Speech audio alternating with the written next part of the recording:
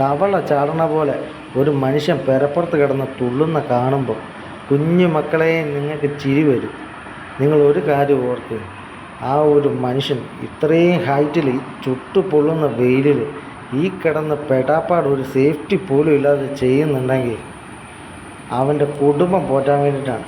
ഇതുപോലെ പോറ്റി വളർത്തി വലുതാക്കുമ്പോൾ ഈ മക്കളും വീട്ടുകാരും എല്ലാം കൂടെ ഒരു ചോദ്യം കൊണ്ട് കൊടുക്കാം, ഇത്രയും നാളും പണിയെടുത്തിട്ട് എന്തുണ്ടാക്കിയെന്ന്.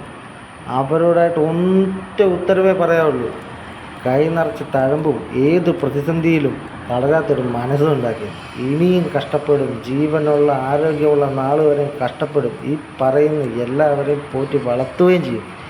ഇതെല്ലാം മുകളിലിരുന്ന് ഒരാൾ കാണുന്നുണ്ട് മക്കളെ.